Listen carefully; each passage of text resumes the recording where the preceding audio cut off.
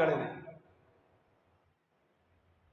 آدم ابراهیم علیه السلام دعا وکړه، خو غور سره وره مکې والو دپاره، ربنا وبعث فیهم رسولا منهم، یا الله بد اهل مکه کې د دې د خاندان نه یو رسول دوی ته ولېږي. کار به څه وي د رسول؟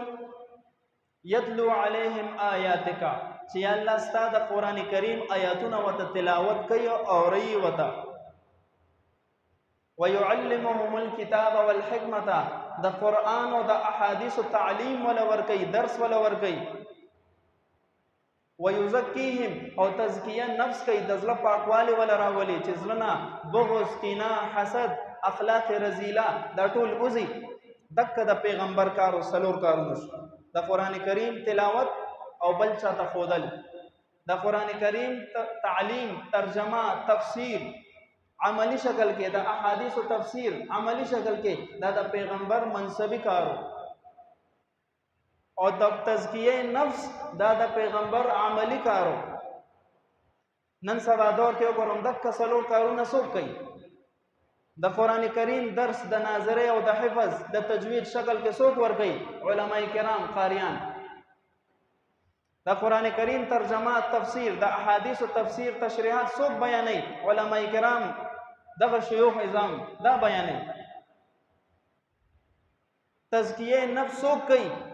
بدې خانقاګانو کې چې علما ناست دي، انسان ولا ورشي چې زما زړه نه د دنیا محبت نه ځي، هغې ولا د ذکر یو ترتیب ذکر ولا ورکي، تلاوت، تهجد، نوافل، ذکر، اذکار، دعاګانې، دا ترتیب ورته سیټ کړي.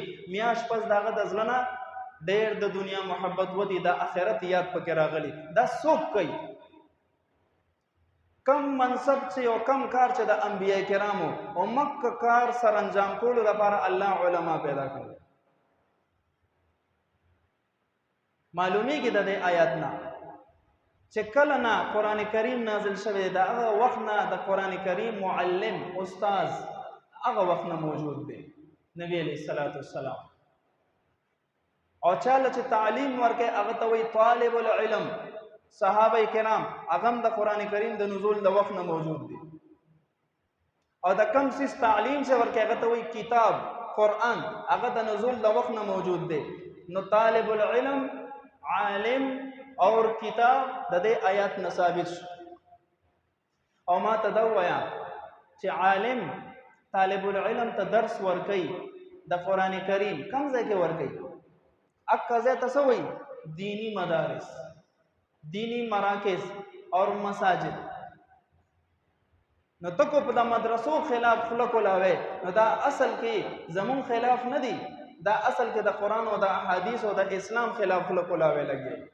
او دین اسلام چې د چا طرف نه راغلی دی دغه خلاف لګي، مقابله د اعلان کې، اعلان جنگ کې. ته غور وکړه، ګورې ستا دا خبره ګوره ډېره لرې ځي. او بیا نبی علیه السلام عملی شکل کې په مکه مکرمه کې د یو صحابي په کور کې د دار ارقم په نوم سره یو مدرسه قائمه کړه. خفیه طور سره به صحابه کرام راتلل، نبی علیه السلام به د قرآن او د احادیثو تعلیم ورکولو. کفر لا غالب او اسلام دومره په غلبه باندې نو خفیه طریقې سره به نبی علیه السلام د قرآن او د احادیثو تعلیم ورکولو. ګوره نبی علیه السلام عملی شکل کې وویل چې مدرسه د دین اسلام اهم رکن دی، د دین اسلام د پیلاوېدو لپاره بهترین مرکز مدرسه ده. بیا چې کله نبی علیه السلام مدینه منورې ته هجرت وکړو، نو د مدینه منورې په یو طرف کې د مسجد قباء بنیاد کېښود، 11 ورځې پس د هجرت نه. بیا په هغه مسجد قباء کې دننه د قرآن او د احادیثو تعلیم نبی علیه السلام صحابه ته ورکولو.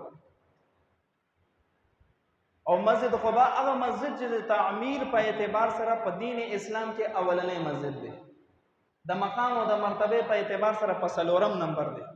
اول بیت الله شریف دی، دویم مسجد نبوي صلی الله علیه وسلم، دریم مسجد اقصی او 4م مسجد قباء. بیا چې کله لږ مسلمانان را زیات شو، افرادی قوت ملو شو، هغې نه پس نبی علیه السلام د مدینې منورې په درمیان کې د مسجد نبوي بنیاد کېښود. علی الاعلان په هغه ځای کې د قرآن او د احادیثو الفاظ او اعتبار سره تعلیم هم شروع شو، عملی اعتبار سره تعلیم هم شروع شو. په دکې مسجد نبوي کې صحابه کرام برادل او د علم تعلیم او قرآن او حدیث به زده کولو. هم د دکې مسجد نه به د جهاد دپاره د صحابو تشکیل کېدو. هم دکې مسجد کې به حقوق الله بیانېدل، هم دکې مسجد کې به حقوق العباد بیانېدل، دکې مسجد کې به معاملات بیانېدل، هم دکې مسجد کې به اخلاقیات بیانېدل. زمون د دین اسلام اهم ځای چې دغه مسجد دی، مدرسه ده، مرکز دی، دا کفر لګیا دی دکه ځای باندې اعتراض کوي، په بل ځای نه کوي. دې ته پته ده چې د دکه ځای خلک دا زمون خلاف راپاسي او زمونږ غونډو منصوبو باندې وباړي. د الله د رضا لپاره ویښ شي، د دین اسلام دفاع وکړو، د دین اسلام د مرکزونو دفاع وکړو. که څوک د مدرسې خلاف، د مسجد خلاف، د مرکز خلاف، د قرآن او د نبی علیه السلام خلاف خبره کوي، نو دې کې مونږ بیا د چا دې ته نه ګورو چې دا مشر دی او دا کشر دی. دا خوله د دوی ده خو الفاظ په د بل چا دي. عدالت زمونږ دی، فیصلې پکې د بل چا کېږي. قرآن پکې صرف پروت دی زینت دپاره. بل طرف ته وګوره، د مسلمانانو د زوال بله نښه وګوره، د مظلومیت شکار ټول عالم اسلام دی. چې چرته قتل عام شروع د مسلمان قتل کیږي. دا مخکې ورځو کې د دین اسلام یو عظیم لیډر شیخ اسماعیل هانیه